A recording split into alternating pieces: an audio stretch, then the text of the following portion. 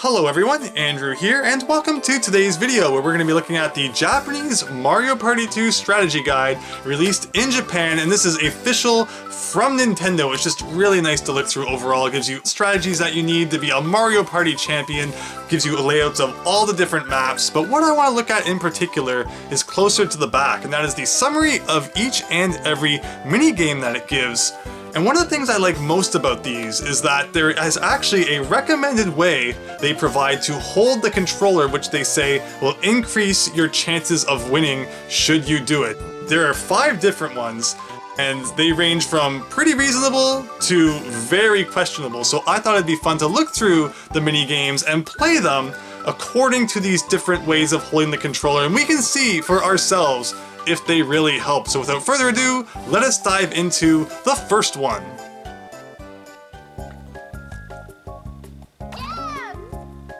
So to start things off, we're going to be looking at Platform Peril, which uses controller configuration A, consisting of your thumb being on the B and A buttons, and not your thumb, but rather your index finger and thumb being on the control stick. Why this is going to apparently give us some sort of advantage in this mini game, I don't know. But Control Scheme A, just for whatever reason, they think this is the proper way to play Nintendo 64 games. Not this. This is what the pros do. And we looked at the Nintendo 64 Japanese box in a recent video, and even on that box, it did not show holding the thumbstick with your index finger and thumb as the preferred option. So I know what the people who wrote this book think, but we're going to try it and see how it fares. Of course, this is a mini game that requires lots of jumping, lots of movement. So let us see.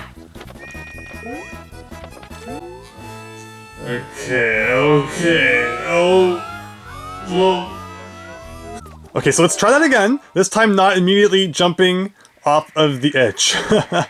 So yeah, not sure why they think that this is a preferred strategy for this. I guess it's probably because you don't really actually have to move left and right too much. The pylons do kind of show up sometimes to impede your movement.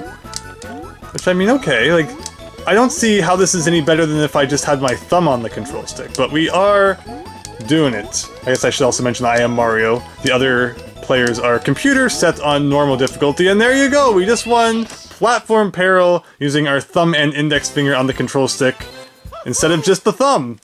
How that really changed anything, I don't know. I feel like it kind of just made it more awkward, if anything, but if you want to play like a pro according to the strategy guide, that's how it's done. So the game we're going to be looking at to examine configuration B is Shell Shocked, and this configuration has our thumb now on the control stick. Not sure why it couldn't have been there with the configuration A, but it's there now, and it has us using the B and A buttons with our index finger. Don't ask me to explain this one, it's according to the manual, and I'm not going to argue with the player's guide, so let us jump into the game then. And let's see how using the B and A buttons, not with our thumb, but with our index finger, let's see if this gives us the super secret strategy that we need to be a master at Mario Party. So in this game, the A button shoots your bullets forward, while the B button lets you kind of do like an over-the-pipe sort of deal, but you can't be too close or else it hits the pipe. Now, so far, I mean, I'm not sure if it's the... if it's the controller helping or what, and she's trying to shoot over that as well. So the player's guide actually recommends looking at the other player's screen to see if anyone is shooting at you, so that you know where you should maneuver and win. So confirmed that Nintendo approves of screen stealing. But there you go! The magic finger kind of button pressing worked. Don't mess with the strategy guide's recommendation of using the B and A buttons with your index finger, because you will win every time guaranteed, or your money back.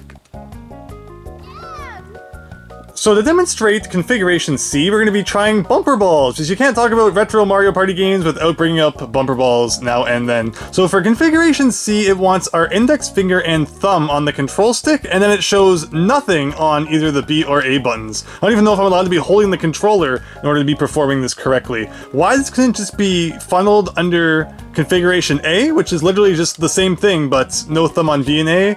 I don't know, but they had to make a whole new category for it, so I guess we'll see if it really ends up paying off. This is bumper balls with the thumb and index finger on the control stick. So one thing that the strategy guide also mentions is that you should kind of just wait it out for a little bit at the beginning and see what everyone else does before you charge in and potentially, you know, miss and go right off the edge. And that strategy seemed to have kind of worked out well there. So now you know. But okay, this is definitely working. All right, there you go. Again, don't mess with the strategy guide. It knows what it's talking about, no matter how ridiculous it may seem. So that was configuration C. So for configuration D, we're actually going to be checking out a dual minigame. Configuration D consists of using your middle finger and index finger to quickly mash buttons. This is pretty much reserved only for button mashing minigames, and it's honestly a pretty good strategy. I can agree with this one, because normally when you're mashing buttons, your thumb's going down, it has to come all the way back up before it can press again. But the cool thing about using your index and middle finger for that is that while one finger goes down, the other one goes up. So while one comes up, the other one can go down, and it actually is a pretty good way to mash buttons in any game. In this minigame in particular, you have to mash the B and A buttons alternately. So let's see if it helps us here. The book also recommends kind of starting before the the game actually starts. It says to, just to make sure that you're already in that rhythm before it's time to go. But let's see here, there you go. With that strategy, we were able to beat a medium computer player. So just for fun, I have now set Luigi to super hard difficulty to see if we can still use this strategy to beat him.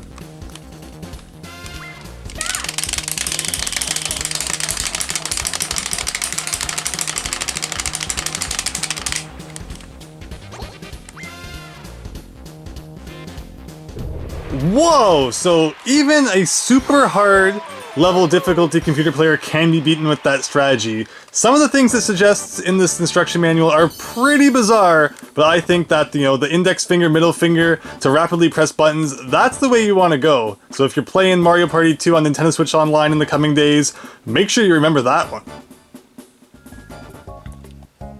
So the last combination, combination E, we're going to use Skateboard Scamper to demonstrate that, and this is where things make absolutely no sense. For configuration E, it says use your index finger for the B button, index finger for the A button, and your index finger for the Z button. So for all of you out there who have 3 index fingers, this is the configuration for you. But for everyone else, it makes absolutely no sense. And this is a game that requires a lot of button mashing, and I don't know how this is going to go. This is going to be a weird one. You gotta mash the B button repeatedly to move on the skateboard, and then press the A button to jump at times. So normally this is something that would be covered by the thumb, but no, instead it's, you know, chopsticks here. And we'll see if this actually works. I don't have high hopes for it, but so far it seems to be. I'm not going to get those coins. Forget that. Go Mario, go, go, go! Darn it! I'm too busy looking at the screen and not down at the controller. Which that is very much a problem. You're going to be looking at the screen to see what you're doing. The controller does not stay perfectly still. Unless you had, like, you put it on glue or something. Double-sided tape. Your controller is going to move. I guess maybe I just need to put more weight on it, like this? This isn't what the picture shows, though. It clearly shows this. So I don't know what it wants, but I guess we'll put some more weight on it so that the controller doesn't move around, because while you're looking at the screen, you just have no idea, you know, what's going on down here. But when it's like this, I guess that's enough. Perhaps the reason it suggests it is because this isn't like the other games that we just played, where mashing really fast was important. I guess you can mash only somewhat quickly in this game and still do fairly well. This game is mainly about getting the jumps correct. It also suggests when you get to hills like that, you mash the button as fast as you can down the hill and then jump up the hill, and that will give you the speed that you need. But there you go, I guess it works. Good thing we didn't need to press the Z button for that game, or we would have had to pull out the 3rd index finger. But what did you think of these recommended handheld combinations for the different mini games? Some of them made sense, some of them were very questionable, and some of them were literally just the same one twice, but without the thumb. Regardless though, Mario Party 2 is a super fun game, whatever way you plan to play it, and I hope that when it comes out on Nintendo Switch Online, all of you have fun. With that, thanks for watching, hope you enjoyed, I hope you'll join me next time for something different, so thanks and see you later.